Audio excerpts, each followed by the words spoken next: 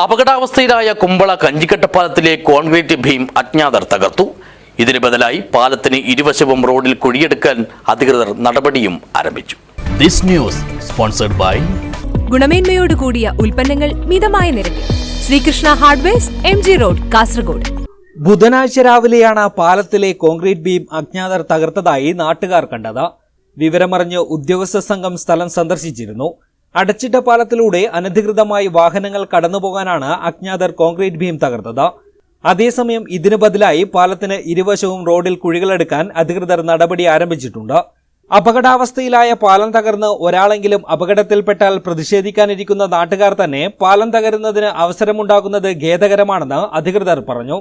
പാലത്തിന്റെ താൽക്കാലിക കോൺക്രീറ്റ് തട തകർത്തവരെ കണ്ടെത്താനുള്ള അന്വേഷണവും ആരംഭിച്ചിട്ടുണ്ട്.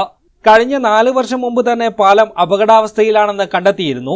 എന്നാൽ ഇതുവരെയായും പാലം പൊളിച്ച് പുനർനിർമ്മിക്കാത്തതിൽ വലിയ പ്രതിഷേധവും ഉയരുന്നുണ്ട്. താഴേക്കൊടിയമ്മ, കഞ്ചിക്കട്ട, ആരിക്കാടി പാലത്തിന് സമീപത്ത് താമസിക്കുന്നവർ തുടങ്ങി ആയിരക്കണക്കിന് ആളുകളാണ് ഇതുമൂലം ദുരിതത്തിലായിരിക്കുന്നത്. 5 വർഷം മുൻപ് പാലത്തിന്റെ കൈവരികൾ തകർന്നിരുന്നു. പിന്നീട് പാലത്തിന്റെ അടിഭാഗം ഇളകി വീഴാൻ തുടങ്ങി.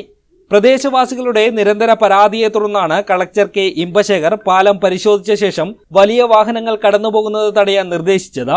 ഇതിനായി പാലത്തിൽ കല്ലുകൾ നിരത്തിവെച്ച് വലിയ വാഹനങ്ങളുടെ യാത്ര തടയാൻ നടപടിയും എടുത്തിരുന്നു. എന്നാൽ പാലത്തിന്റെ അപകടാവസ്ഥ മനസ്സിലാക്കാത്ത ചിലർ കല്ലുകൾ മാറ്റി ഇതിലൂടെ യാത്ര ചെയ്തിരുന്നു.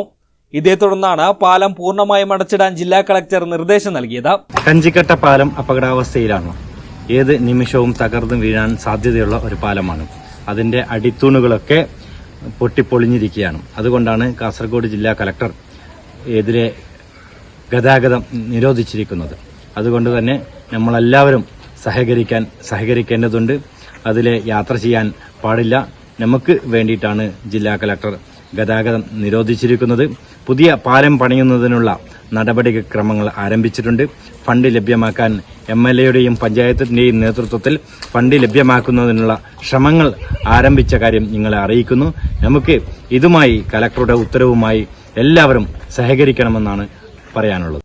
കഞ്ചിക്കട്ടയിൽ നിന്ന് കുമ്പളയിലേക്കും കാസർഗോഡ് ഭാഗങ്ങളിലേക്കും എത്തുന്നതിനുള്ള എളുപ്പ വഴിയായിരുന്നു ഈ പാലം.